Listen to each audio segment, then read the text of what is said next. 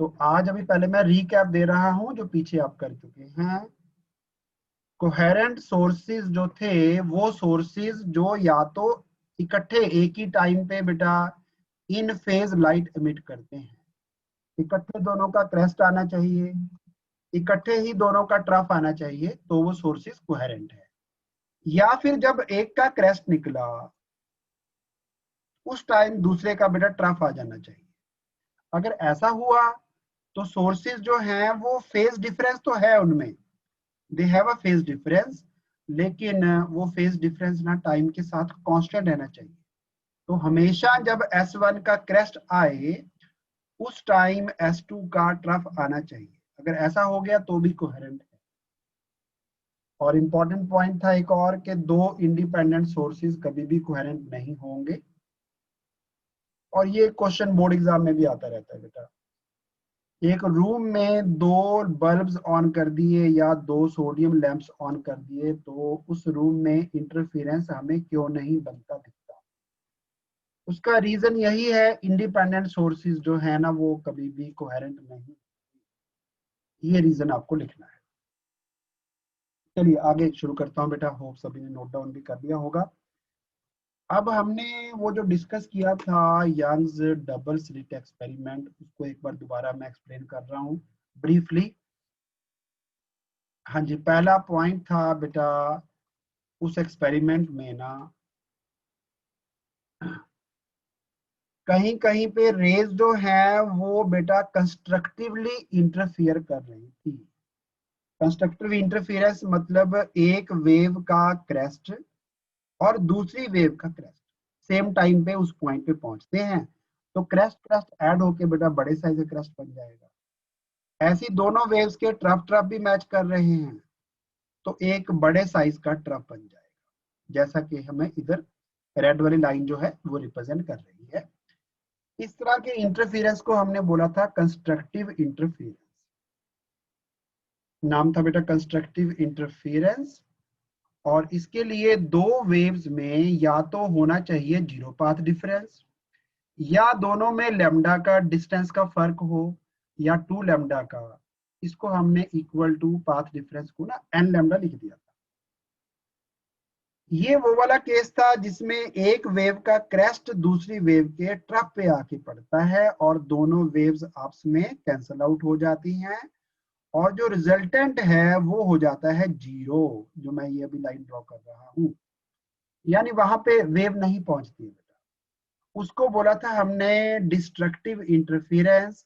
इसके लिए path differences चाहिए थे हमें, या तो λ/2, या फिर 3λ/2, या 5λ/2, या यू कहो कि ऑड मल्टीपल ऑफ λ/2। एम्पलीट्यूड जो है जब वेव्स कंस्ट्रक्टिवली इंटरफियर करती हैं तो एम्पलीट्यूड हो जाती है प्लस, यानी ए प्लस बी हो जाएगा।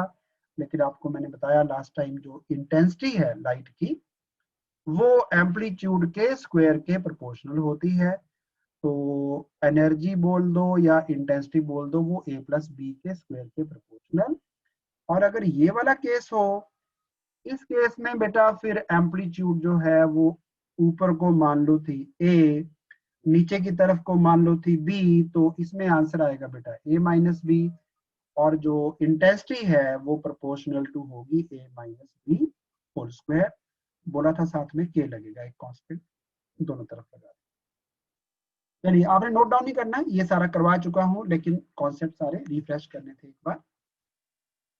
चलिए अब यंग्स डबल स्लिट एक्सपेरिमेंट क्या था कि ये एक पॉइंट था बेटा ओ, जिसका डिस्टेंस S1 से S2 से इक्वल था। तो ऑब्वियस है बेटा जब यहां से क्रेस्ट चला और एक क्रेस्ट यहां से चला, लाइट की स्पीड तो एक मीडियम में सेम ही रहती है ना, तो सेम डिस्टेंस कवर करने के लिए सेम टाइम लगेगा। तो ये दोनों क्रेस्ट क्रेस्ट एक ही टाइम पे यहाँ पे पहुंच जाएंगे, तो सेंटर पे तो बेटा बनेगा ब्राइट पॉइंट। हमारा इशू ये था कि जो पॉइंट P यहां से डिस्टेंस x पे है वहां पे ब्राइट आएगा कि डार्क पॉइंट आएगा, ये हमारा क्वेश्चन। ब्राइट आएगा कि डार्क आएगा? तो उसके लिए क्या किया हमने, S2P और S1P डिस्टेंस निकाले, S2P निकाला, S1P निकाला कि कितना कितना है, उनको फिर हमने माइनस कर दिया, तो अपने पास एक पाथ डिफरेंस आ गया जिसको हमने डेल्टा एक्स से लिखा था, डेरिवेशन नहीं कराऊंगा आज, that turned out to be x d by capital D. D था बेटा दोनों स्लिट्स के बीच का डिस्टेंस स्मॉल डी, और कैपिटल डी था कि यहाँ से स्क्रीन कितना दूर पड़ा है दोनों स्लिट्स, और ये जो पॉइंट था ये पॉइंट ओ से डिस्टेंस एक्स पे था, मोड बदल डिस्टेंस पे जाके जो ये दोनों वेव्स पहुंचती हैं पॉइंट पी पे, ये वाली और ये वाली S1P S2P, इनमें बेटा कितना डिस्टेंस का डिफरेंस है उसी को बेटा हमने नाम दिया बेटा माइक मटका खाना ऑफ कर देंगे, नहीं तो मुझे इधर से म्यूट करना। Okay, S2P minus S1P, S2P और S1P का जो गैप था, यानी ये वाली लेंथ लंबी है ना, कितना ये वाली वेव पीछे रह जाएगी क्योंकि इसको ज्यादा डिस्टेंस कवर करना है, तो इसमें और इसमें कितना फर्क है वो निकाल दिया हमने x d by capital D. तो जैसा अभी बताया मैंने आपको कि अगर ये path difference delta x n lambda होगा तो ब्राइट पॉइंट आता है, यानी x small d by capital D अगर एन लैम्डा हुआ तो ब्राइट पॉइंट, डी को कैपिटल को उधर ले गए तो वो न्यूमरेटर में चला जाएगा, ये डिनोमिनेटर में चला जाएगा। तो ये आगे थे बेटा पोजीशंस, ये कहाँ कहाँ पे ओ पॉइंट से कितने कितने दूर जाके ब्राइट पॉइंट्स बनेंगे। n इक्वल टू 0 मतलब एक तो 0 पे ही आएगा, एक बार 1 पुट करेंगे lambda capital D by small D पे फिर ब्राइट आएगा, फिर twice lambda capital D by small D पे फिर आ जाएगा, फिर 3 टाइम पे आएगा, फिर 4 टाइम पे आएगा, और दो नियरेस्ट ब्राइट पॉइंट्स के बीच का जो डिस्टेंस था उसको हमने बोला था फ्रिंज विड्थ, बीटा से लिखा था, that came out to be lambda capital D by small d. अगर ये पाथ डिफरेंस एन लैम्डा ना हो के odd multiple of lambda by 2 हुआ, जैसे कि lambda by 2, 3 lambda by 2, 5 lambda by 2, फिर बेटा डार्क पॉइंट्स आ जाते हैं, उस केस में क्रेस्ट पे ट्रफ आके पड़ता है। इसको भी हमने बेटा एक्स को यहाँ छोड़ दिया और निकाल दिया कि nth डार्क फ्रिंज का लोकेशन कहाँ पे होगा, जैसे पहला निकालना है तो यहाँ पे 1 1 पुट कर दो बेटा, फर्स्ट डार्क फ्रिंज का पोजीशन आ जाएगा, सेकंड वाला डार्क कहाँ पड़ेगा बेटा उसके लिए 2 2 पुट कर देना।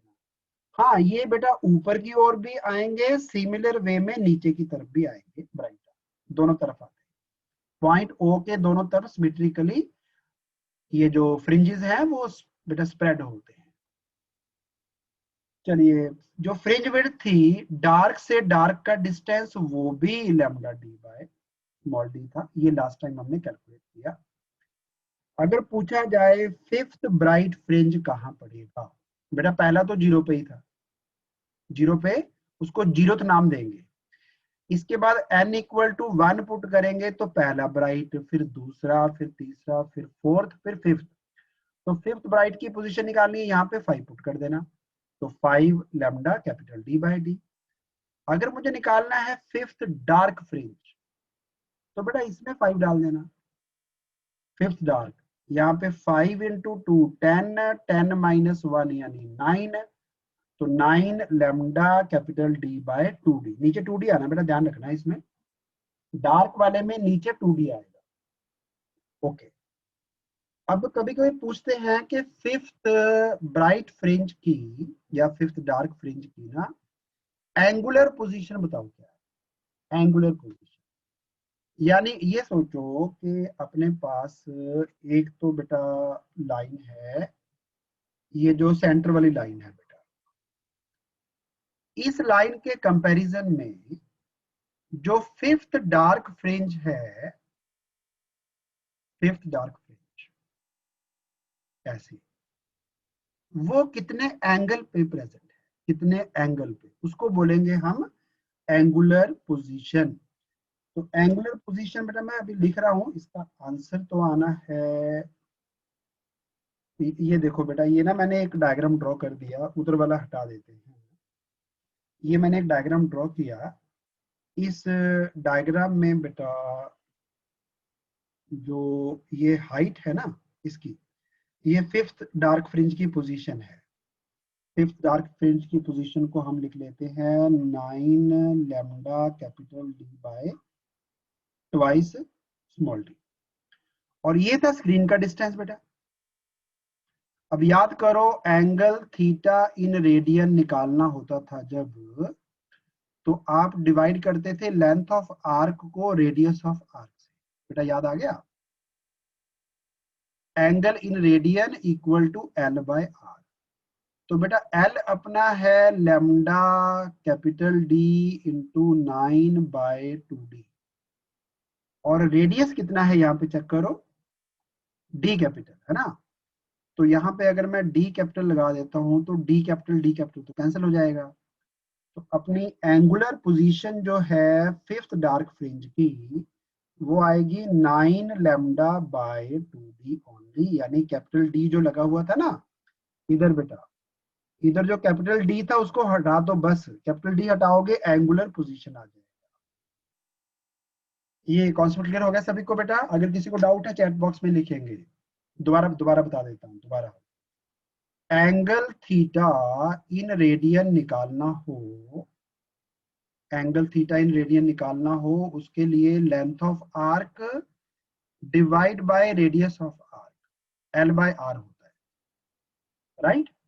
तो बेटा हमारा यहाँ पे एल का वैल्यू तो है 9 lambda capital D bye 2d, और रेडियस की जगह है कैपिटल डी। तो हमने बेटा एल को आर यानी कि डी से डिवाइड करना है, डी डी हो जाएगा कैंसिल। तो ये बनेगी बेटा so called angular position of the fifth bright fringe. तो एंगुलर पोजीशन जब भी आपको निकालनी है ना, तो आपने कैपिटल डी को हटा देना है। ऐसे ही अगर आपसे पूछा जाए कि एंगुलर फ्रिंज विड्थ कितना है, वो भी लिख लेना अभी। एंगुलर फ्रिंज विड्थ, बेटा फ्रिंज विड्थ थी अपनी lambda capital D by small D. Fringe width is lambda capital D by small D. तो फ्रिंज विड्थ को बेटा मैं क्या करूंगा, कैपिटल डी से डिवाइड करूंगा। इसको अगर डिवाइड करेंगे कैपिटल डी से डी कैंसिल, तो एंगुलर फ्रिंज विड्थ को बेटा ओनली लैम्डा बाय डी लिखेंगे। चलो अच्छा, अब जो जो यहाँ पे लिखा हुआ है ना बेटा, इसको एक बार नोट डाउन करिए। It has to be written back again along with एक रफ सा डायग्राम ड्रॉ कर दो बेटा। ये नोट डाउन करना है सारा कुछ। नोट डाउन करने के लिए आपके पास हैं 4 मिनट्स। देखो मेरी बात सुनो बेटा, क्वेश्चन था what happens to angular fringe width. Angular fringe width अगर लिखनी है तो उसमें ना कैपिटल डी नहीं आएगा। एंगुलर फ्रिंज विड्थ इतनी होती है बेटा, बस lambda by small D, capital D को हटाना है। तो अगर हम स्क्रीन को और दूर शिफ्ट कर देंगे, यहां पे ले आए स्क्रीन को बेटा, यहां पे ले आए, तो उससे कैपिटल डी चेंज हुआ है ना, कैपिटल डी बढ़ गया। बट जो एंगुलर फ्रिंज विड्थ है उसमें कैपिटल डी बेटा आता ही नहीं है, उसमें कैपिटल डी है ही नहीं बेटा। कैपिटल डी नहीं है तो फिर कैपिटल डी को जो मर्जी होता रहे, राइट। एंगुलर फ्रिंज विड्थ पे कोई असर नहीं होगा। हाँ अगर फ्रिंज विड्थ पूछा होता, देखो ना बेटा, ऐसे मान लो दो फ्रिंजेस के बीच में इतना एंगल है, अगर मैं स्क्रीन को और दूर और दूर और दूर कर दूं तो ये दोनों लाइनों के बीच का गैप बढ़ता चला जाएगा। फ्रिंज विड्थ बढ़ती है कैपिटल डी को इंक्रीज करने से, लेकिन जो एंगुलर फ्रिंज विड्थ है वो कैपिटल डी को चेंज करने से नहीं चेंज होती। तो जिन्होंने लिखा आंसर नो चेंज, वो सही आंसर है, दैट इज करेक्ट आंसर। चलिए होप सभी ने नोट डाउन कर लिया होगा, क्वेश्चन भी लिख लिया आई थिंक सभी ने, ठीक है। और क्वेश्चन का आंसर अपने आप लिख लीजिए, अब you know the answer now. चलिए आगे मूव करते हैं।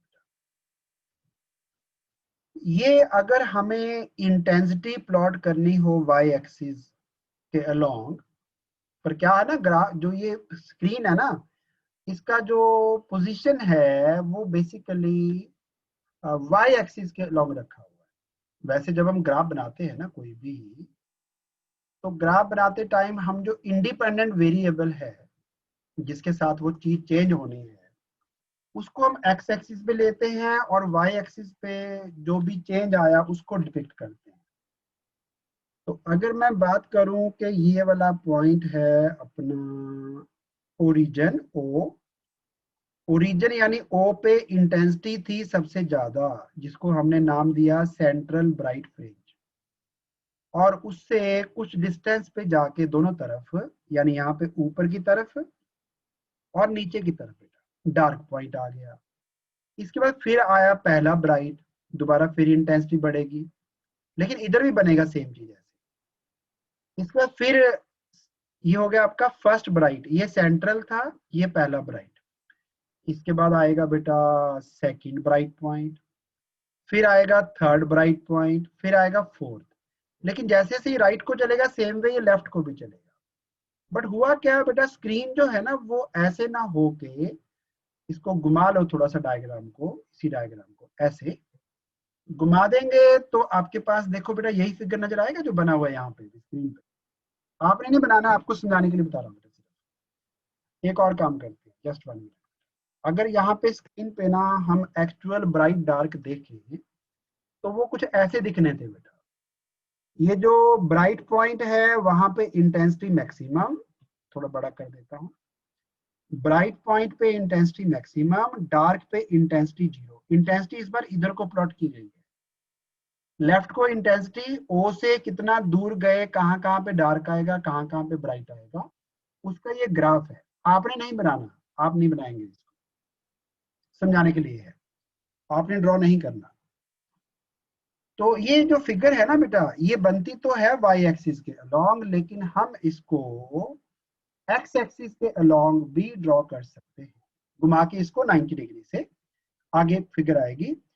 अच्छा, अब एक क्वेश्चन आता है कि लाइट अगर मोनोक्रोमेटिक होगी, अगर लाइट होगी मोनोक्रोमेटिक सिंगल फ्रीक्वेंसी की, जैसे अभी अभी मैंने क्वेश्चन लिखा था sodium vapour lamp. Sodium vapour lamp की खासियत ये है कि उसमें से प्योर येलो लाइट आती है। और ऐसे मैंने एक दिन आपको लेजर मैंने यूज किया था ग्रीन कलर का।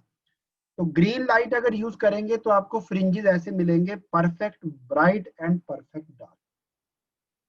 हाँ, अगर मैं इस ग्रीन लाइट को रिप्लेस कर दूं ब्लू लाइट के साथ, if green light is replaced by blue light, ये मैंने पैटर्न बनाया अभी ग्रीन का, यही लाइट अगर बेटा ब्लू कलर की होती तो ये जो सेंट्रल फ्रिंज है ना, ये वाला, इसकी विड्थ थोड़ी सी कम हो जानी थी, क्योंकि ब्लू की वेवलेंथ कम है। ये वाला डार्क बेटा यहाँ पे आएगा, अगला डार्क भी थोड़ा और पास हो जाएगा, फिर और पास हो जाएगा, और पास। तो ये पैटर्न श्रिंक हो जाएगा, क्योंकि आपको बताया गया है कि जब हम वो लिखते हैं विबग्योर, विबग्योर में रेड की वेवलेंथ सबसे ज्यादा होती है और वायलेट कलर की फ्रीक्वेंसी सबसे ज्यादा होती है, बता चुका हूं पहले भी। तो ब्लू कलर की वेवलेंथ ग्रीन से कम है। वेवलेंथ कम है तो जो फ्रिंज विड्थ है, जिसको हमने lambda capital D by small D लिखा, बेटा इसमें ना फॉर्मूले ज्यादा हैं टॉपिक में, बस इतना ही है। क्वेश्चन आता है कि अगर हम यंग्स डबल स्लिट एक्सपेरिमेंट में ग्रीन लाइट को हटा के अगर हम ब्लू लाइट यूज करें तो जो इंटरफेरेंस पैटर्न है उसमें क्या चेंज आएगा। बेटा चेंज ये आएगा कि जो फ्रिंज विड्थ है ना, लैम्डा हो गया बेटा कम, वेवलेंथ कम कर दी, और जो फ्रिंज विड्थ है उसमें बेटा वेवलेंथ न्यूमरेटर में है, न्यूमरेटर कम हो गया तो फिर बीटा भी कम हो जाएगा। तो फ्रिंजेस जो है वो पास पास में आ जाएंगे अगर आपने ग्रीन लाइट की जगह ब्लू लाइट यूज, राइट। ये अभी मैंने जो डायग्राम ड्रॉ किया हुआ है, जो फोटो आपके सामने आ रही है, वो है ओनली ग्रीन लाइट यूज करिए। बट अगर व्हाइट लाइट यूज करें, व्हाइट लाइट में ये होगा बेटा, जो सेंटर वाला रीजन है ना, सेंटर वाले पॉइंट्स, वहां पे तो सेंटर पे तो बेटा हो जाएगा, जस्ट 1 मिनट, सेंटर पे आपको मिलेगा कंस्ट्रक्टिव इंटरफेरेंस सभी कलर्स का। सेंटर पे यानी कि यहाँ पे ना सभी कलर्स का, जिसको हम जीरोथ फ्रिंज कहते हैं या सेंट्रल फ्रिंज कहते हैं ना, यहाँ पे सभी कलर्स का बेटा ब्राइट पॉइंट बनेगा, ऑल कलर्स ब्राइट पॉइंट, सभी कलर यहाँ पे प्रेजेंट होंगे। क्योंकि सेंटर बेटा था क्या कि S1 से और S2 से सेंटर का डिस्टेंस सेम था बेटा, तो जो मर्जी वेवलेंथ हो, सभी कलर्स के क्रेस्ट क्रेस्ट सेंटर पे इकट्ठे, ट्रफ ट्रफ जो पॉइंट ओ लिखा हुआ था हमने, ट्रफ ट्रफ इकट्ठे। तो बेटा सभी कलर्स का यहाँ पे तो कंस्ट्रक्टिव इंटरफेरेंस होना है, यानी कि यहाँ पे सारे कलर प्रेजेंट होंगे, सारे प्रेजेंट होंगे तो सेंटर में तो बनेगा व्हाइट फ्रिंज। इसके बाद जैसे मैंने बताया कि ब्लू की जो फ्रिंज विड्थ है वो कम होगी, तो ब्लू का ना ब्राइट पॉइंट पहले ही आ जाएगा बेटा, ब्लू के बाद बाकी वही विबग्योर चलता रहेगा ऐसे, ब्लू का सबसे पहले आ जाएगा ब्राइट पॉइंट, ठीक है। उसके बाद फिर ऑरेंज, येलो एंड लास्ट में रेड आएगा बेटा, यहाँ पे देखो। तो पैटर्न जो है कैसा रहेगा, अगर हम यूज करते हैं व्हाइट कलर की लाइट, क्वेश्चन आता है एग्जाम में कभी,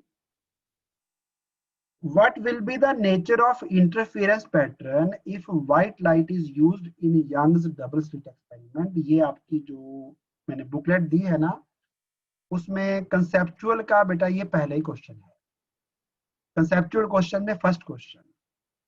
तो आंसर लिखना है bright central fringe form due to all the colours, उसके कारण सेंट्रल फ्रिंज तो व्हाइट मिलेगा आपको, लेकिन सभी कलर्स की फ्रिंज विड्थ डिफरेंट होने के कारण, सभी कलर्स की फ्रिंज विड्थ अलग अलग है क्योंकि उनकी वेवलेंथ अलग अलग है, तो सेंट्रल व्हाइट के बाहर बाकी जो फ्रिंजेस है ना वो आपको कलर्ड मिलेगी। ये वाला क्वेश्चन भी नोट डाउन करना है, दोबारा एक्सप्लेन कर रहा हूँ फिर से एक बार, मीनवाइल नोट डाउन भी करना शुरू करिए। होना है कंस्ट्रक्टिव इंटरफेरेंस, तो सेंटर पे सारे कलर प्रेजेंट होंगे व्हाइट लाइट, लेकिन इसके बाद जो डिस्टेंस है पहले ब्राइट का दूसरे ब्राइट का, वो वेवलेंथ पे डिपेंड करता है।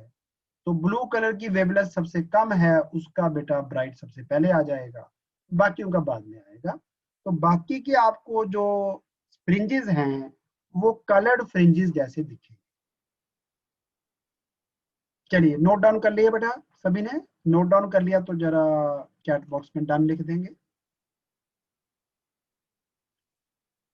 हाँ जी, चांद का क्वेश्चन है कि सर सभी डार्क फ्रिंजेस के कलर अलग होंगे। नहीं बेटा, जहां पे ना एक का डार्क आएगा वहां पे किसी और का ब्राइट आ जाएगा।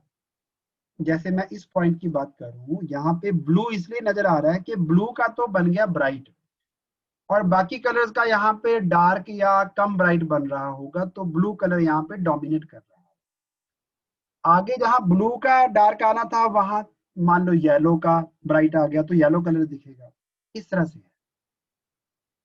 चलिए ठीक है, ठीक है, क्लियर हो गया, वेरी नाइस, ठीक है ओके। अब आगे बढ़ते हैं बेटा, आज लिखना आपको काफी कुछ है, ठीक है, थोड़ा सा हाथ की मालिश कर लीजिए, और लिखने वाला काम काफी ज्यादा है, मेरा काम कम है आपका काम ज्यादा है आज। तो अभी मैं बात कर रहा था distribution of intensity, central fringe से बेटा चाहे ऊपर को चले जाओ चाहे नीचे को चले जाओ। अब वो पहले ऊपर नीचे था, उसको मैंने डायग्राम को ऐसे ड्रॉ करना है बस, इस तरह से। तो ये ऊपर की तरफ इंटेंसिटी है, ओ से जितना दूर जाओगे बेटा bright dark bright dark bright dark बनते रहेंगे। हाँ, इंटरफेरेंस की ये खासियत है कि सभी फ्रिंजेस सेम ब्राइटनेस के होते हैं, तो ये ग्राफ ऊपर को बेटा हर बार बराबर उठेगा, चाहे ओ से आप ऊपर की तरफ जाए, ये ऊपर है, ये निचली साइड है बेटा, क्योंकि मैंने बोला कि फिगर हमने इस तरह की बजाय हमने रोटेट कर ली। अब सपोज दो वेव्स जो इंटरफेयर कर रही थी उनके एम्पलीट्यूड थे सपोज ई ईच, दोनों सोर्सेज का S1 S2 का जो एम्पलीट्यूड था वो ई ईच है। तो होगा ये कि ब्राइट पॉइंट जो थे वहां पे दोनों एम्पलीट्यूड ऐड होके 2E हो जाएगा।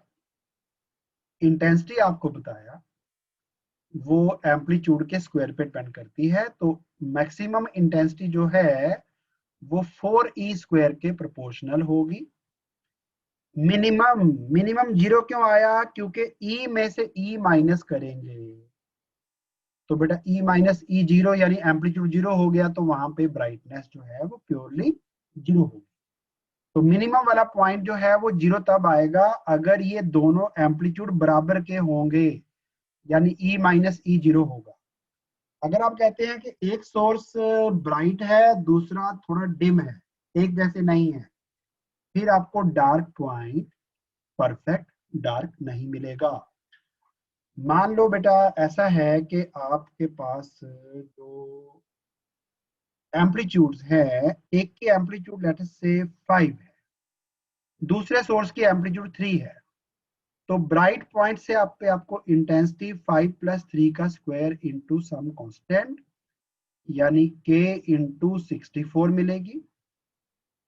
डार्क पॉइंट पे बेटा पूरा पूरा कैंसिल नहीं हो रहा, 5 में से 3 माइनस करेंगे, स्क्वायर करेंगे, इंटू के कर देंगे, तो यहां भी इंटेंसिटी होगी, नो डाउट कम होगी, यहाँ पे आएगा 4K। तो ब्राइट पॉइंट पे ब्राइटनेस 64 के, डार्क पॉइंट पे ब्राइटनेस पूरी तरह जीरो नहीं है, वहां भी 4K है, कम है, जीरो नहीं हुई। जीरो तब होगी अगर दोनों सोर्सेज ना सेम एम्पलीट्यूड के, फिर आपको डार्क पॉइंट पूरा डार्क मिलता है बेटा। चलिए क्लियर हो गया होगा। हाँ, अगर एम्पलीट्यूड अलग अलग है वो भी बता देता हूँ बेटा, एक जरा पहले मुझे पूरा कर लेने दो, अभी बाद में नोट करना। अगर बेटा एम्पलीट्यूड अलग अलग हुई, ये तो मैंने बता दिया कि दोनों सेम एम्पलीट्यूड के हैं, फिर dark point perfectly zero, bright point पूरा ब्राइट होता है, उसकी एम्पलीट्यूड जो है वो 2E, इंटेंसिटी 4E।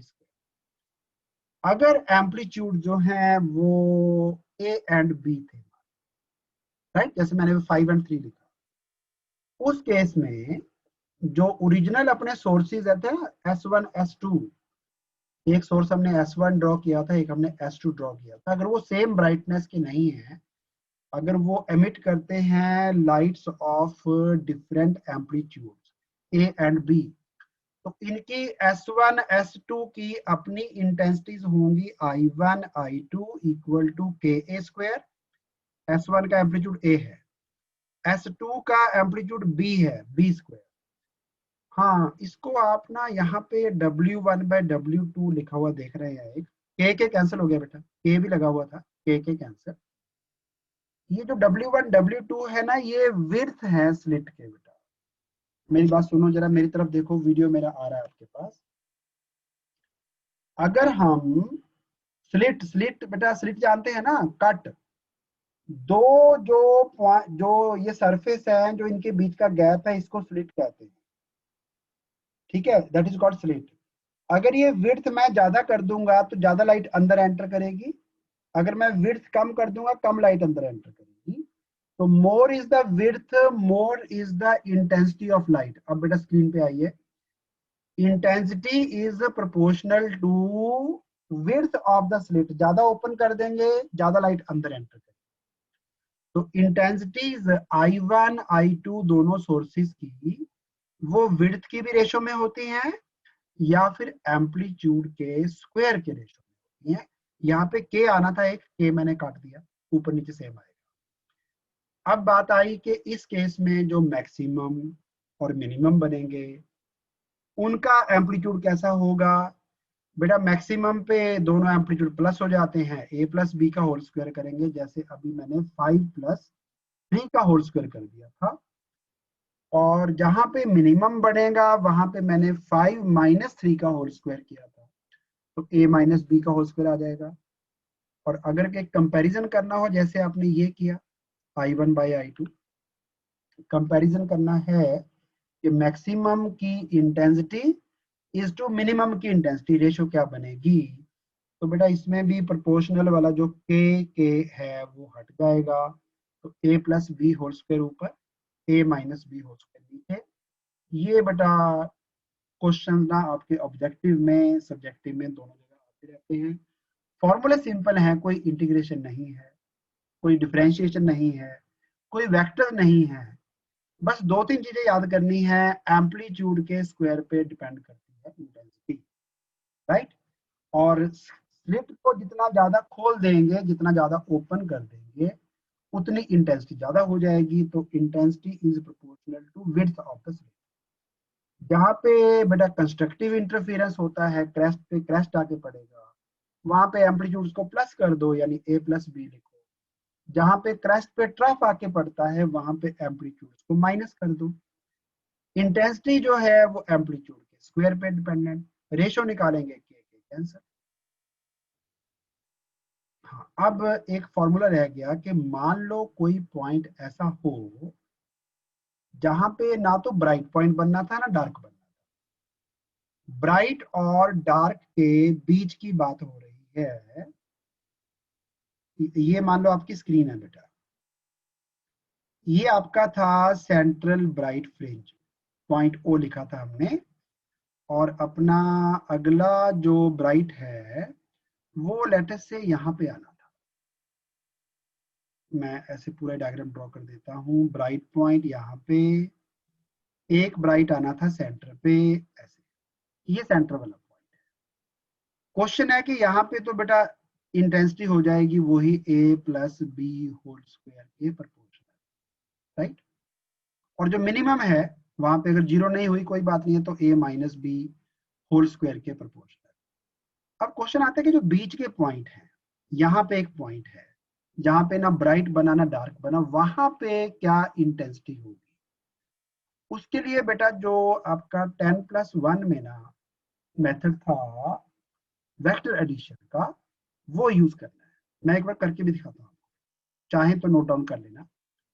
मैंने बोला इंटेंसिटी I1 इज के ए स्क्वायर, है ना। ए पे डिपेंड करनी थी स्क्वायर पे, मैंने साथ में के लगा दिया। I2 इंटेंसिटी जो है वो के इंटू बी स्क्वायर आनी थी, कोई डाउट नहीं होना चाहिए इसमें, ठीक हो गया। अब मैंने अगर एम्पलीट्यूड लिखना है एक जनरल पॉइंट पे, तो उसका बेटा फॉर्मूला था a square plus b square plus 2ab cos theta या फाई, जो भी फेज डिफरेंस होगा दोनों वेव्स में जो वहां पे पहुंच रही है। इसका हमें रूट लेना था बेटा, बट स्क्वायर भी करना है एम्पलीट्यूड का ना। तो एक काम करते हैं, रूट को हम हटा देते हैं, इसको हम हटा देते हैं, रूट उड़ा देते हैं, रूट उड़ गया। चलिए, अब मुझे एम्पलीट्यूड का ना जो स्क्वायर कर लिया, इसको मैंने के से और मल्टीप्लाई करना है, तो वो के यहाँ भी लगेगा, यहाँ भी लगेगा, और एक के यहाँ भी लगेगा। तो क्या मैं के ए स्क्वायर को I1 लिख दूं बेटा, देखो जरा, के ए स्क्वायर को I1। इसी तरह से के बी स्क्वायर को I2 लिखा जा सकता है। हाँ, इसको मैं थोड़ा सा एक और तरीके से लिख के दिखाता हूँ आपको। के ए बी को मैं लिख रहा हूं root of k a square, चलेगा देखो ऐसे, root of k b square, बेटा एक ही चीज है देखो जरा। तो root of k a square यानी root of I1, root of k b square को यानी रूट यानी I2, के बी स्क्वायर I2, के ए स्क्वायर I1। ठीक है, क्लियर हो गया बेटा। तो ये आपका फॉर्मूला आ गया अगर आपने इंटेंसिटी निकालनी है एट एनी जनरल पॉइंट, एक ऐसा पॉइंट जहां पे ना तो ब्राइट आएगा ना डार्क आएगा, वहां पे इंटेंसिटी निकालनी है। तो आपका फॉर्मूला रहेगा I equal to I1 plus I2, इसको लिखना है ट्वाइस रूट ऑफ I1। चलो, जो मैंने यहाँ पे बेटा इंक से लिख दिया है वो आपने नोट करना है तो नोट डाउन कर सकते हैं, आपकी मर्जी है। सीधा फॉर्मूला याद करना चाहते हैं वो भी ठीक है, एक बार नोट डाउन कर लीजिए। चलो नोट डाउन कर लिया है सभी ने, ठीक है, मैसेज आ गया है, वेरी नाइस। अब बेटा हमें लिखना है कंडीशंस फॉर सस्टेन्ड इंटरफेरेंस। मैं क्वेश्चन की फॉर्म में लिखता हूं इसको। क्वेश्चन है what is a sustained interference pattern, और उसके बाद आपको कंडीशन लिखनी है कि सस्टेन्ड इंटरफेरेंस ऑफ लाइट कब दिखेगा। अब एक काम करिए, पहले चैट बॉक्स में लिखिए कि कितने बच्चों को पता है कि सस्टेन्ड का ग्रामेटिकल मीनिंग होता क्या है। चलिए, तो बच्चों ने काफी ने आंसर दे दिया है। सस्टेन का मतलब है किसी चीज को ना उसी जगह पे स्टैटिक रखना, राइट। जैसे अभी कोरोना का टाइम चल रहा है, तो अभी जो बिजनेस है ना वो अपने आप को सस्टेन नहीं कर पाए, मतलब जिस लेवल पे वो पहले चल रहे थे उनका ग्राफ अब नीचे आ गया, उनकी आउटपुट अब अच्छी नहीं आ रही है, ठीक है। काफी शॉप जो हैं, काफी बिजनेस बंद हो गए। आज मैं भी 46 सेक्टर में गया था, 46 वाले सेंटर पे काफी वीरान सा नजर आया। जो वो बच्चों की चहल पहल होती थी पुरानी, वो आज याद आ रही थी कि कोई पानी पीने जा रहा है, कोई वॉशरूम में घुसा हुआ है, कोई नोटबुक लेके खड़ा है कि सर मुझे डाउट पूछना है। Some are waiting for other purpose, कोई उधर दूसरे रूम में बातें करने लगा हुआ है कि चलो सर अभी दोनों बिजी हैं, कि चलो अभी फटाफट जो है 15 मिनट है, थोड़ा गपशप कर ली जाए। फिर नीचे जाके खाते थे आप लोग, हॉट डॉग बर्गर, सब चेंज हो गया, पुरानी यादें होगी थोड़ी सी, है ना। चलो, तो वहां पे मैं देख रहा था कि कुछ शॉप्स बेटा उन पे टू लेट लग गया है, जो कि पहले चल रही थी, एक शेक की दुकान थी, क्योंकि वो अपने ग्रोथ को ना सस्टेन नहीं कर पाई बेटा, उसको उसी लेवल पे नहीं रख पाई, ठीक है। चलिए, ओके, तो सस्टेन्ड का बेटा यहाँ पे मीनिंग है कि सस्टेन्ड इंटरफेरेंस क्या है। बेटा अगर हम दो सोर्स यूज करते हैं जो कि कोहेरेंट नहीं है, मान लो इधर मेरे पास दो सोर्स हैं और बेटा यहाँ पे एक स्क्रीन है, राइट। अगर ये दोनों सोर्सेज कोहेरेंट नहीं है तो भी यहाँ पे इंटरफेरेंस बनता है। वो होगा ये कि कभी यहाँ पे ब्राइट होगा, यहाँ पे डार्क होगा, थोड़ी देर में, क्योंकि ये आपस में मैच नहीं कर रहे, कोहेरेंट नहीं है। जहां पहले ब्राइट आ रहा था वहां अब डार्क आ गया, फिर यहाँ पे ब्राइट आ गया बेटा। तो कभी ब्राइट कभी डार्क, कभी ब्राइट कभी डार्क। अगर ये तो मैं स्लोली बता रहा हूँ बेटा, अगर ऐसा 1 सेकंड में 1 लाख बार हो जाए, 1 लाख बार, कभी ब्राइट कभी डार्क, कभी ब्राइट कभी डार्क, तो क्या आप डार्क देख पाएंगे बेटा? कभी ब्राइट कभी डार्क, कभी ब्राइट कभी डार्क, बहुत तेज करना है। तो क्या आप ब्राइट और डार्क को अलग अलग देख पाएंगे? नहीं देख पाएंगे ना। हाँ, नो आंसर आ गया सब बच्चों का। जैसे मान लो ना बेटा अपने पास एक टॉर्च हो, मैं करके दिखाता हूँ आपको, just 1 minute, wait for a minute.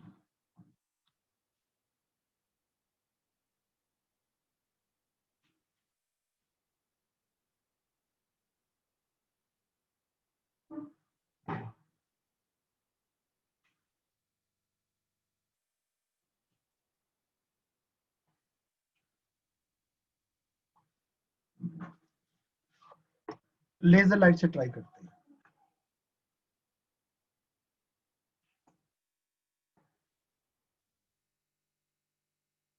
हाँ, ठीक चल रही है, ठीक है। चलो, आपको कैमरा दिख रहा है सभी को ना? बेटा पीछे अगर मैं इस लाइट को एक स्पॉट पे रखूं, अच्छा क्या आप वो लाइट देख पा रहे हैं बेटा? यस या नो लिखेंगे एक बार जरा। Yes sir. वो जो डॉट है ग्रीन कलर का, देख पा रहे हैं आप? यस यस, ठीक है। अगर बेटा मैं इसको ना ऐसे घुमा दूं, अब आपको क्या दिखा था? अब आपको क्या दिखा? Could you see a dot? नहीं, है ना। आपको सर्कल दिखना शुरू हो गया। आप उसको डॉट को एक जगह पे नहीं देख पाए, क्योंकि जो डॉट था ना वो सस्टेन्ड नहीं था, टिका हुआ नहीं था, राइट। तो सर्कल इसलिए दिखा क्योंकि ये बहुत तेज घूम रहा था, तो आपको वो डॉट सेपरेट नहीं दिखा बेटा, एक डॉट नजर नहीं आया। तो इसी तरह बेटा यही पॉइंट है कि सस्टेन्ड इंटरफेरेंस कब मिलेगा। एक तो फर्स्ट पार्ट का आंसर आपको समझ आ गया बेटा। सस्टेन्ड इंटरफेरेंस होता है कि जो टाइम के साथ चेंज ना हो, उसका मैक्सिमम उसका मिनिमम वो एक फिक्स जगह पे रहे, उसको बोलेंगे सस्टेन्ड इंटरफेरेंस। आप डेफिनेशन नोट करेंगे बेटा, सेकंड वाली जो ब्लू में लिखी हुई है, जो ब्लू में लिखी हुई है वो वाली डेफिनेशन नोट कर लो बेटा जरा।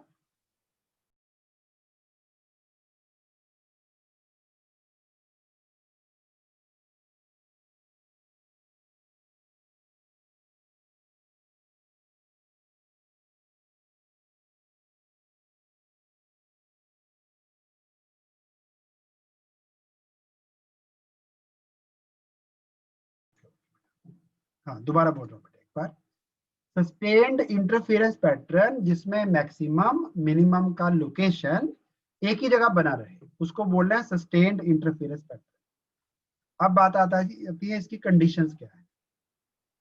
तो नेसेसरी कंडीशंस आर, पहला है बेटा दोनों सोर्स कंटिन्यूअसली सेम फ्रीक्वेंसी या सेम वेवलेंथ की लाइट एमिट करते रहे। एक अगर बंद कर दिया, एक ही रह गया बेटा, फिर तो स्क्रीन जो है ना वो नॉर्मल स्क्रीन दिखेगी, यूनिफॉर्म जैसे लाइट आती है, जैसे मेरे फेस पे लाइट पड़ रही है, फिर फ्रिंजेस नहीं बनेंगे। सिंगल सोर्स रह गया तो फ्रिंजेस नहीं बनेंगे, तो दोनों सोर्स कंटिन्यूअसली लाइट एमिट करते रहे। नोट डाउन बाद में कर लेना, पहले समझ लो बेटा सभी पॉइंट्स को। दोनों सोर्सेज कोहेरेंट होने चाहिए। ये जो दैट इज लिखा हुआ है कि वो दोनों लाइट को एमिट करें सेम फेज में या कांस्टेंट फेज डिफरेंस के साथ, वो चाहे लिखने को रहने देना। ये वाला पार्ट जो मैंने काट रहा हूं ना, ये रहने देना चाहे, क्योंकि ये डेफिनेशन थी सो कॉल्ड कोहेरेंट सोर्सेज की। तो सोर्सेज मस्ट बी कोहेरेंट, इतना लिख देंगे बहुत है, चलेगा।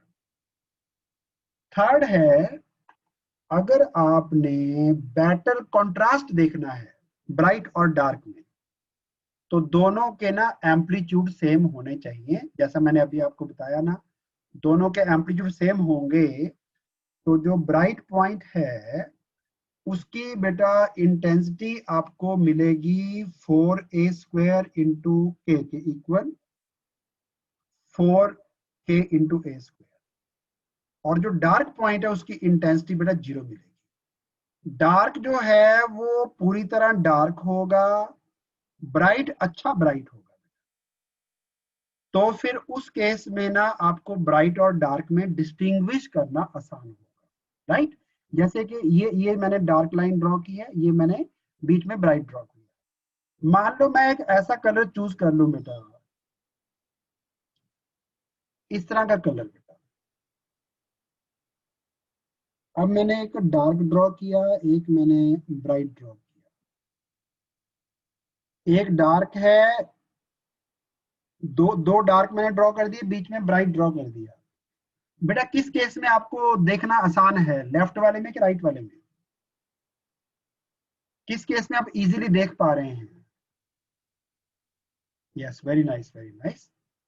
हाँ लेफ्ट वाला सही नजर आ रहा है ना। तो बेटा अगर अपने पास ना दोनों सोर्स सेम ब्राइटनेस के नहीं होंगे, इन दैट केस आपके पास ना ब्राइट और डार्क में ना डिस्टिंग्विश करना मुश्किल हो जाएगा।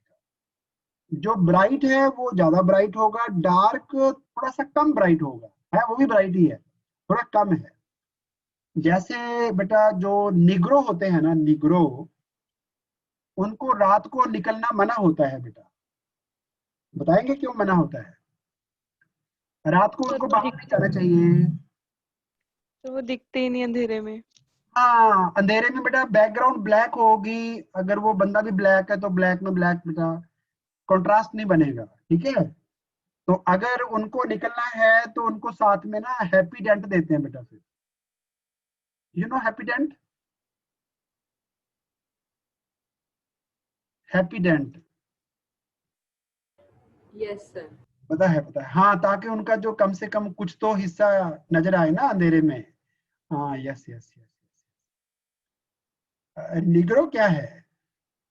निग्रो नहीं समझाया बेटा।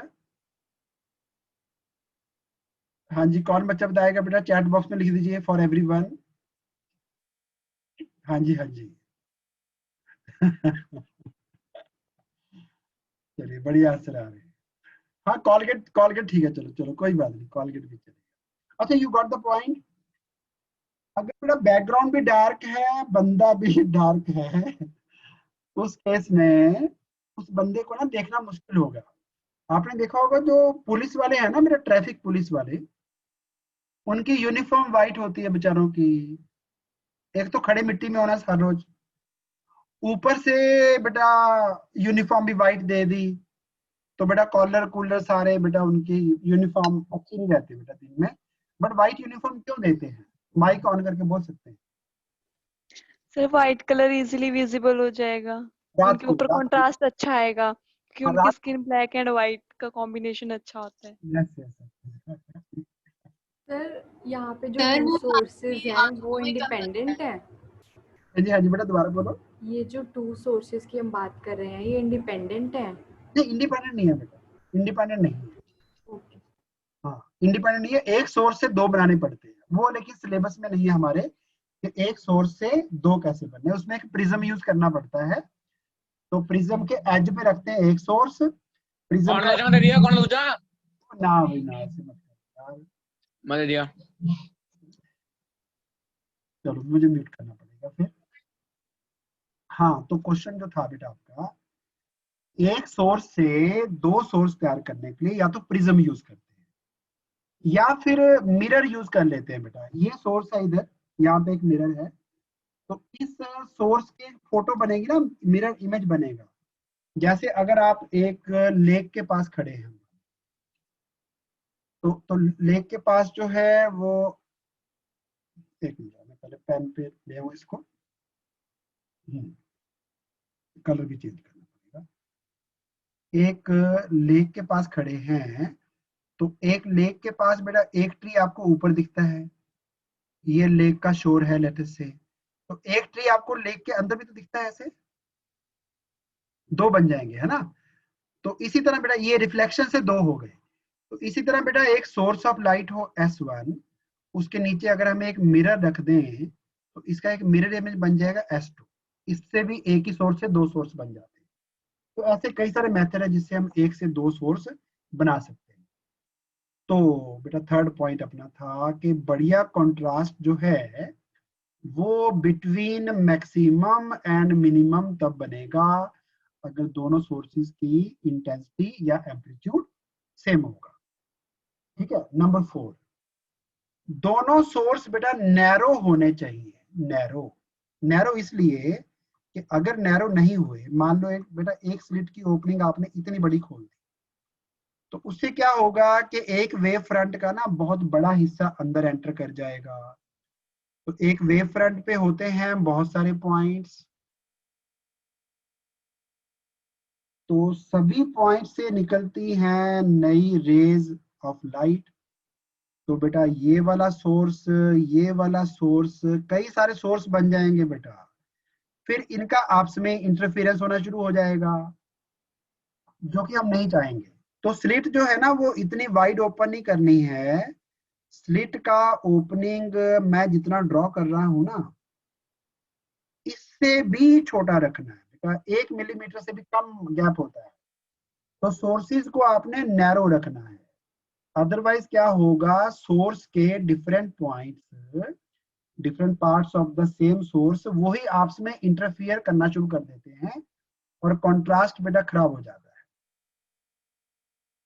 चलिए नंबर 5, इंटरफियरिंग वेव्स जो हैं वो ट्रेवल करनी चाहिए ऑलमोस्ट अलोंग सेम डायरेक्शन। कहीं ऐसा ना हो बेटा कि S1 की वेव, बेटा S1 की वेव इधर को आ रही थी, S2 की वेव ऐसे आ रही, ऑलमोस्ट सेम डायरेक्शन में, तो वो वेव्स इंटरफियर नहीं कर पाएंगी। जो एक इधर को चलेगी बेटा, एक इधर को चलेगी, इनका इंटरफेरेंस नहीं देख पाओगे, ऑलमोस्ट सेम डायरेक्शन में चलने चाहिए। अब मैंने बोला सोर्सेज मस्ट बी मोनोक्रोमेटिक। आज मैंने आपको दो डायग्राम ड्रॉ दिखाए, एक ग्रीन लाइट का था जिसमें clear green black green black pattern बन रहा था, व्हाइट में बेटा वो सो कॉल्ड मिक्सिंग अप हो गई थी, कलर्स की ओवरलैपिंग हो गई थी। तो सोर्स सिंगल फ्रीक्वेंसी के होने चाहिए, मोनोक्रोमेटिक।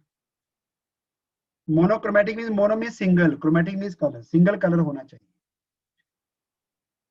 अगला है बेटा interfering waves must be in same state of polarisation. ये अभी लाइन आप नोट कर लो, पोलराइजेशन टॉपिक बाद में आएगा बेटा, तो वहां पे डिस्कस होगा, अभी आप पॉइंट नोट कर लो बेटा। And last is fringe width अच्छी हो, कहीं ऐसा ना हो बेटा कि जो फ्रिंजेस हैं वो बहुत पास पास में हो जाए। एग्जाम्पल के लिए अगर मैं यहाँ पे दो लाइंस ड्रॉ करता हूँ क्लोज टू ईच अदर, उन दो लाइंस को अलग अलग देख पाना, एक लाइन मैंने यहाँ पे ड्रॉ कर दी, एक मैंने इसके साथ ही और ड्रॉ कर दी बेटा, इनको दोनों को अलग अलग देख पाना मुश्किल है, लेकिन अगर ये लाइनें दूर दूर होंगी तो अलग अलग नजर आ जाएंगी। तो दो फ्रिंजेस के बीच में जो गैप था उसको हमने लिखा है फ्रिंज विड्थ, इस डिस्टेंस को हमने लिखा था बीटा, और बीटा का फॉर्मूला जरा बेटा चैट बॉक्स में लिखेंगे, क्या था, lambda capital D by small D. हम चाहते हैं ये जो गैप है दोनों लाइंस के बीच में वो बड़ा हो। बेटा बड़ा गैप कैसे बनेगा, जो स्लिट्स के बीच का डिस्टेंस है that should be small, distance between two sources must be small, यानी डी की वैल्यू तो होनी चाहिए कम। और जो डिस्टेंस ऑफ द स्क्रीन है बेटा, स्क्रीन स्क्रीन का डिस्टेंस था कैपिटल डी, वो जितना बड़ा होगा उतनी फ्रिंज विड्थ बेटर है। फ्रिंजेस जितने दूर दूर होंगे उतना उनको देखना आसान रहेगा, देखना इजी रहेगा। चलो अब आपके पास नोट डाउन करने के लिए बेटा है एग्जैक्टली 7 मिनट्स, 7 मिनट आपके पास पूरे हैं, आराम से नोट डाउन करिए। चलिए आगे चलते हैं। अब ये थोड़ा सा ना एनिमेशन में ना एक्चुअली कुछ प्रॉब्लम था। अब बाकी के जो इंपॉर्टेंट पॉइंट्स हैं अबाउट इंटरफेरेंस, आपने कभी ना सोप बबल को देखा हो, सोप बबल को वो 7 रंग से दिखाता है, वो भी सोचा कभी क्यों सोप बबल, बेटा सोप बबल में ना लेयर्स होती हैं दो, एक अंदर का सरफेस मैंने थोड़ा बड़ा ड्रॉ कर दिया, इतना थिक तो नहीं होता, ये आपका सोप सॉल्यूशन है।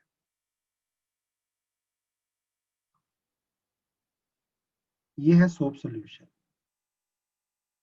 अच्छा मैं उससे बाहर चला गया। सोप सॉल्यूशन होता क्या है बेटा, जो सनलाइट आती है ना, वो सनलाइट पहले तो बेटा यहाँ से कुछ पार्ट उसका रिफ्लेक्ट हो जाता है, कुछ पार्ट सोप बबल के अंदर चला जाता है, और ये जो अगला सरफेस है यहाँ से एक और बार रिफ्लेक्शन होता है, एक रिफ्लेक्शन और होगा। तो आपके पास बाहर निकल के आती हैं दो रेस, उनमें से जो एक रे है, इस रे को तो कवर करना पड़ा बेटा कम डिस्टेंस, ये वाली रे बेटा यहीं से रिफ्लेक्ट हो गई, लेकिन इसका दूसरा पार्ट ना अंदर से घूम के आया, तो इस वाला रे और इस वाली रे में ना थोड़ा सा डिस्टेंस का फर्क पड़ गया, जिसको हम पाथ डिफरेंस कहते हैं। तो वो पाथ डिफरेंस अगर होगा एल लैम्डा तो ब्राइट पॉइंट बनेगा, अगर होगा odd multiple of lambda by 2 तो डार्क पॉइंट बनेगा। बट जो सनलाइट में है बेटा वो एक कलर थोड़ी होता है, सनलाइट में बहुत सारे कलर्स हैं, तो इसमें बेटा सारे कलर्स हैं विबग्योर वाले, तो सारे कलर्स हैं मीन्स किसी का बेटा ब्राइट पॉइंट बनेगा, किसी का डार्क बनेगा। जिनका ब्राइट बनेगा वो वाले कलर्स हो जाएंगे यहाँ पे प्रोमिनेंट, यानी ज्यादा दिखेंगे, और जिनका डार्क पॉइंट बनेगा बेटा वो वाले कलर हो जाएंगे गायब। तो आपको सोप फिल्म जो है वो व्हाइट लाइट में या सनलाइट में ना कलर्ड दिखती है बेटा, उसमें कलर्ड पैटर्न से नजर आते हैं।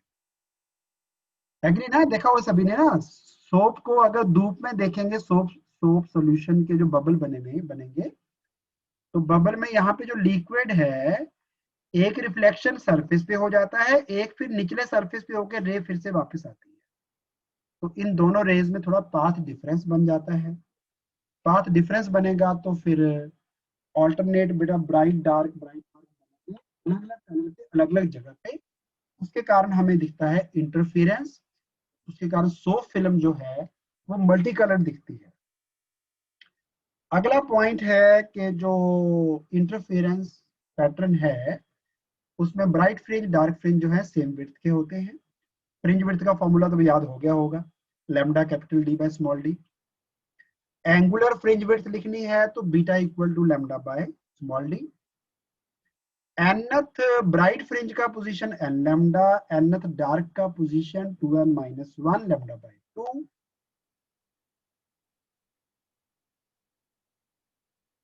ये था बेटा पाथ डिफरेंस, ये पोजीशन है। पोजीशन के लिए n lambda capital D by small d। एक मिनट में डायग्राम ड्रॉ करके दोबारा आपको बताता हूँ जो मैंने पिछला पॉइंट लिखा वो क्या है।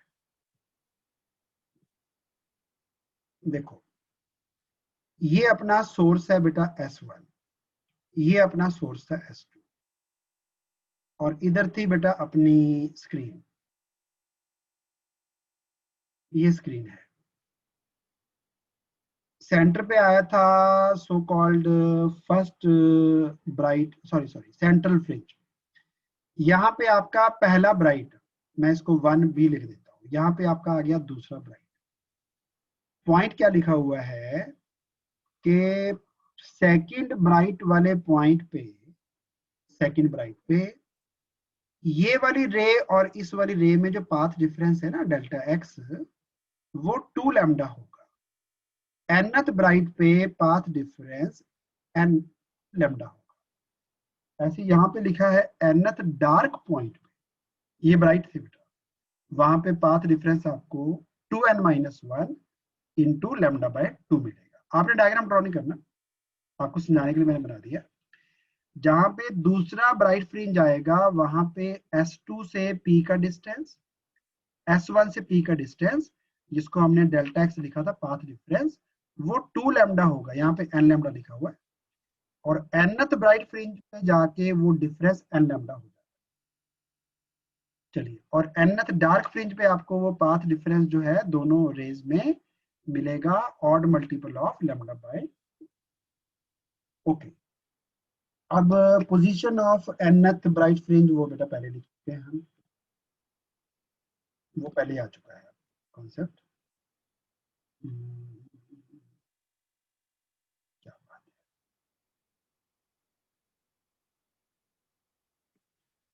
मैंने गलत प्रेस कर दी। चलो ठीक है बेटा, nth ब्राइट फ्रिंज पे position n lambda capital D by D। Dark fringe का ये लिख चुके हैं पहले, वही वाला फॉर्मूला फिर आ गया है। अगर हम यंग्स डबल स्लिट एक्सपेरिमेंट को पानी में शिफ्ट कर दे तो नई फ्रिंज विड्थ कैसी आएगी? देखो बेटा इसकी बात करते हैं।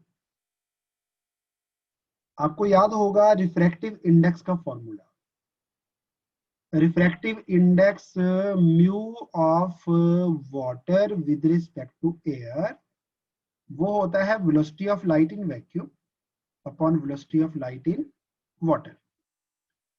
अब आपको ये भी याद होगा कि वेलोसिटी को हम वेवलेंथ इनटू फ्रीक्वेंसी लिखा करते थे।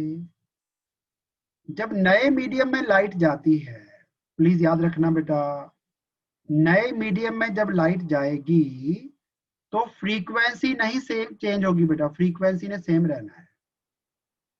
अगर लाइट जो है ना, मान लो एयर से ग्लास में या पानी में एंटर करती है तो लाइट की फ्रीक्वेंसी नहीं चेंज होती, तो फ्रीक्वेंसी इस लाइट की न्यू एयर में न्यू इन वाटर वो सेम रहेगा। ये हो गया बेटा कैंसर, चेक करो जरा। तो लैम्डा डैश को अगर मैं ले जाऊं लेफ्ट पे तो ये आ जाएगा ऊपर, लैम्डा को यहीं छोड़ूं, और ये जो म्यू है इसको डिनोमिनेटर में लिखना है इधर। तो इसका मतलब ये हुआ कि जब लाइट पानी में एंटर करती है तो जो वेवलेंथ एयर में थी, पानी के अंदर जो वेवलेंथ है वाटर के अंदर, वो एयर वाली वेवलेंथ बाय म्यू होगा। पहले ये कॉन्सेप्ट समझ आ गया बेटा, दोबारा बता रहा हूँ। रिफ्रैक्टिव इंडेक्स किसी भी मीडियम का, वाटर का, रिलेटिव टू एयर होता है velocity of light in vacuum या air divide by velocity of light in medium. Velocity का फॉर्मूला, वेव वेलोसिटी का फॉर्मूला था बेटा 11 से पढ़ते आ रहे हैं, वेवलेंथ इनटू फ्रीक्वेंसी। जब लाइट एंटर करेगी एयर से वाटर में तो उसकी वेवलेंथ तो चेंज होगी, फ्रीक्वेंसी भी चेंज होगी, फ्रीक्वेंसी पुरानी रहेगी। तो हमने लैम्डा न्यू 2 बार यूज कर दिया, न्यू न्यू कैंसिल हो गया, लैम्डा डैश मुझे निकालना है, उसको मैं न्यूमरेटर में ले आया, और ये जो म्यू है इसको हम डिनोमिनेटर में ले गए। तो अब आपको एक कॉन्सेप्ट समझ आ गया कि वेवलेंथ जो है वो पानी में जाके एयर वाली वेवलेंथ डिवाइड बाय म्यू हो जाती है। अब बेटा बीटा का जो फॉर्मूला था उसमें lambda capital D by small D होता है। तो अगर पूछा जाए कि वाटर के अंदर कितनी फ्रिंज विड्थ मिलेगी, तो बेटा मैं लैम्डा को नया लैम्डा पुट करूंगा। नया लैम्डा क्या है अपना, लैम्डा अपॉन म्यू। तो बेटा ये पुरानी fringe width divide by mu आ गया, यही लिखा हुआ है। अगर यंग्स डबल स्लिट वाले अपरेटस को एयर से हटा के एक लिक्विड में ट्रांसफर कर दें, जो राइट हैंड पे साइड पे लिखा वो भी नोट करना है बेटा, एक लिक्विड में ट्रांसफर कर दें, उस केस में जो फ्रिंज विड्थ है जितनी एयर में थी उसको डिवाइड बाय म्यू कर दो, वो नए वाले मीडियम में फ्रिंज विड्थ हो जाएगी। चलिए आगे शुरू करता हूं बेटा। अगर यंग्स डबल स्लिट एक्सपेरिमेंट दो अलग अलग वेवलेंथ से परफॉर्म कर दिया, एक बार हमने वेवलेंथ यूज की लैम्डा 1, एक बार यूज कर दी वेवलेंथ लैम्डा 2, तो अगर वेवलेंथ लैम्डा 1 का nth ब्राइट फ्रिंज, देखो मेरी बात सुनो बेटा, थोड़ा मुझे एक्सप्लेन करना पड़ेगा। ये है अपने सपोज अमिताभ बच्चन, ठीक है, इन्होंने बेटा चलना शुरू किया तो इनके स्टेप थे ऐसे,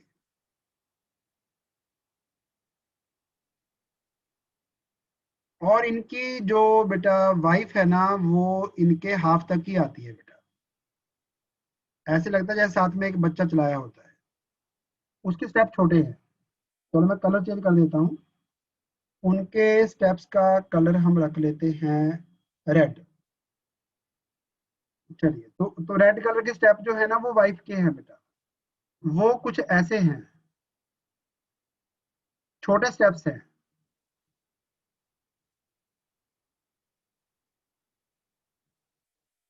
यानी स्टेपनी है।